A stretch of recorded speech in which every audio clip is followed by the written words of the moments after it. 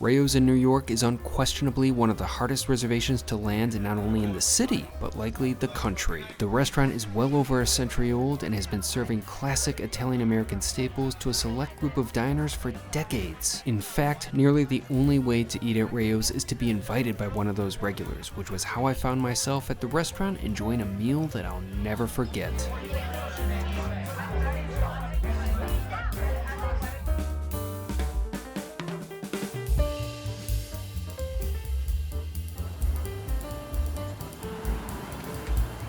Today I'm here in New York City inside my apartment, but I'd like to talk about a restaurant that I went to last week. It's a place that I've wanted to go to for years. It was a bucket list restaurant of mine, and it's probably a bucket list restaurant for a lot of people. I'm talking about the original New York City location of Rayo's. Rayo's is known for their classic Italian-American cuisine, their history, the list of celebrity clientele that has dined at the restaurant, but they're probably most known for as being the hardest place to get a reservation at, not only in New York City, but probably one of the hardest spots to get a reservation at in the country. Of course, first and foremost, I wanted to go to Rayo's for their food, but to be honest, that layer of exclusivity definitely has an appeal to it. Now, after having gone to Rayo's, I realized that it was a lot more than just the food and that layer of exclusivity. So with that being said, this was my dinner at Rayo's.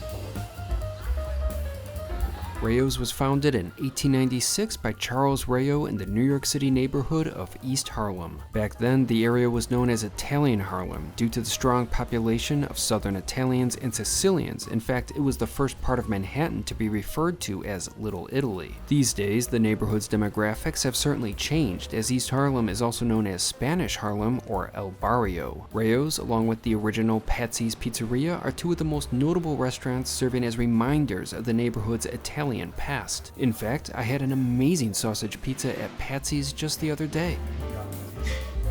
In its long history, Rayo's, however, didn't always sell Italian food. Around 1958, the restaurant was mainly a steakhouse with some Italian dishes on the menu. But by 1974, with the business doing well, the Italian offerings of the restaurant were expanded, and this in part led to the restaurant becoming that exclusive place that it is today. It was when the legendary New York Times food critic Mimi Sheridan gave Rayo's a glowing 3-star review in 1977 that everything changed. The owner of the restaurant at the time was Frank Pellegrino Sr., and to deal with the explosion of popularity, he instituted the policy of table rights. This was a way to protect the customers, those who were loyal to the restaurant, the ones that were coming for years before its sudden burst of attention as a result of its positive review. Those customers were given tables, and they are the ones that could make reservations. That system has persisted to this day, making Rayo's one of the most sought-after reservations out there. Basically, if you want to eat at Rayo's, you've got to know the right people, and that's how I got in. One of my subscribers generously extended an invitation to me, and when someone invites you to Rayo's, you say yes. It doesn't matter if you're getting married or giving birth to a child, you make time for Rayo's. On the Friday evening I was due to dine at Rayo's, I was filled with excitement as I made my way there. At night, the neighborhood was quiet, but when I reached Rayo's, it was like a beacon of life.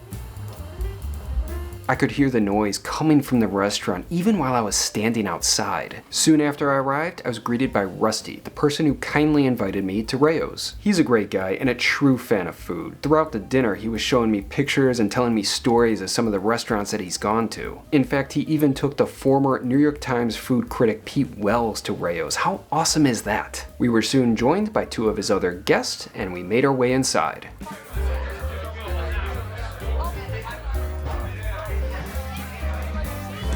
Stepping into Rayo's at prime time on a Friday night is an experience, and one that I'll never forget. Just walking to our table, I was reminded of that iconic scene in the movie Goodfellas when Ray Liotta and Lorraine Bracco were walking through the Copacabana nightclub. The energy of Rayo's was on another level. It felt like stepping into a party. Everyone knew each other. There were handshakes and greetings all around. It was lit. The music was also fantastic. There were songs played like Journey's Don't Stop Believing and Neil Diamond's Sweet Caroline. Caroline. They're the type of songs that make you want to jump out of your seat and sing. Now, there are other locations of Rayo's. There's one in LA, there's one in Miami, and there used to be one in Vegas, but sadly that one closed a few years back. It wouldn't surprise me if the food is just as good at those other locations, but there is no way they would be able to match the atmosphere and energy of the New York City original. As far as the actual layout of Rayo's, it's small, which is partly one of the reasons why it's so hard to get a reservation there. The restaurant can't really seat many people, but I love the look of the place. It was just so classic looking.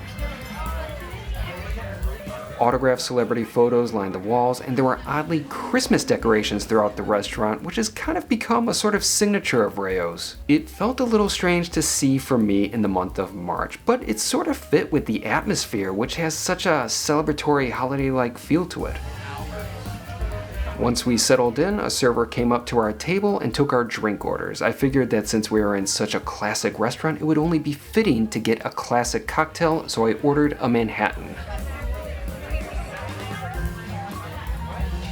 It was certainly a finely made drink, and it hit the spot. As far as food, the original Rayo's doesn't hand out menus. Rather, a server comes up to your table and tells you what's on offer. I would imagine the New York Rayo's menu would be similar to the selection offered at, say, the LA and Miami locations. In our case, Rusty took the lead and ordered for our table. He's been there so many times and he knew exactly what he was doing. Before the food was presented, I turned my attention to the bread, which was on the table when we arrived. It was decent bread. I just had a single slice, but that was because there was a lot of food that was heading our way. First up were the baked clams and one of Rayo's signature dishes, the seafood salad. Courses at Rayo's are served family style. We each fixed ourselves plates and then we dove right in. I tried the baked clams first and they were spot on. The shellfish were nice and succulent, while the oregano breadcrumb stuffing was texturally on point. The food at Rayo's isn't complex. It's not like the modern, fancy Italian-American offerings served by the likes of, say, Don Angie and Teresi. Rayo's offers straightforward but perfectly executed Italian-American classics. The other dish on the table, which ended up being one of my favorites of the evening, was the seafood salad. That course had it all. I believe it contained calamari, shrimp, crab, and lobster. It was so damn good. If my Rayo's experience ended right there, I would have been happy, but there was much, much more to come.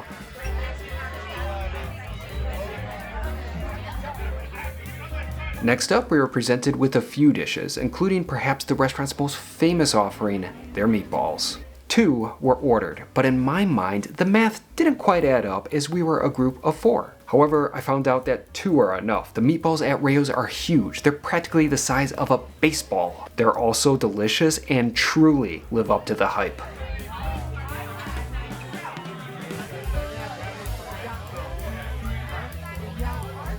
They're made from a mixture of beef, pork, and veal. The flavor was excellent and the texture was perfect. That was probably the best meatball that I've ever had.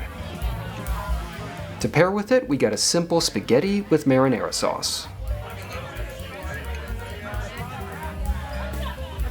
It's a straightforward dish, but it was perfectly crafted. I did add some of the grated cheese that was on the table, and of course the spaghetti paired perfectly with the meatball. Also before us was another top-tier dish. It was the orecchiette, broccoli rabe, and sausage. Once again, that was another course that I just loved.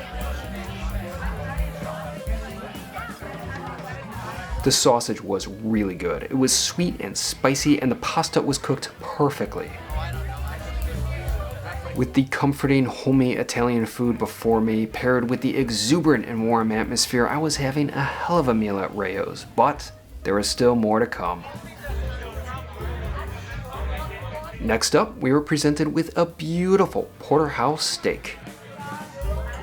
For the most part, it was cooked to a medium rare. Although it is pretty tough to get a porterhouse perfect using conventional cooking methods, it was nevertheless pretty satisfying. It had a nice crust and good flavor, but it's not quite on par with the likes of some of New York's top steakhouses like Delmonico's and Keen's, but nevertheless, it was still steak, and it was still pretty damn good. To To pair with the steak, we got a side of peas and prosciutto, and it equated to be a pleasant side dish. The peas were fine, but everything is improved with a bit of meat, and that prosciutto was a nice addition. After finishing, it was time for dessert. Unfortunately, Rayo's doesn't have the most expansive selection of desserts, but Rusty suggested just getting some simple scoops of ice cream.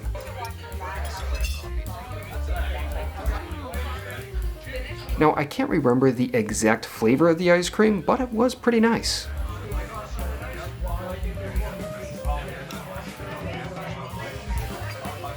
Plus, after having so much food, it was good to end with something small, but also refreshing as well.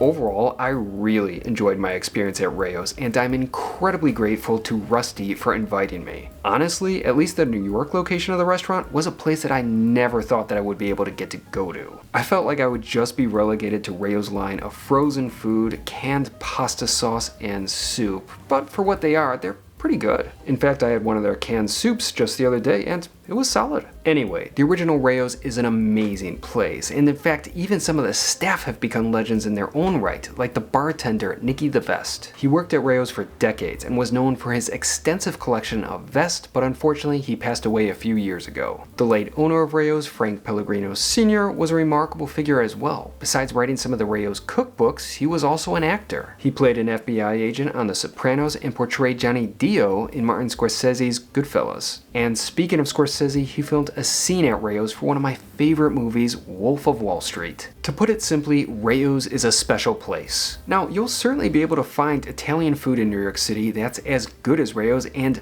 better than Rayo's. However, you won't find a place that can match the energy and atmosphere of Rayo's. Going to the restaurant is an experience like none other.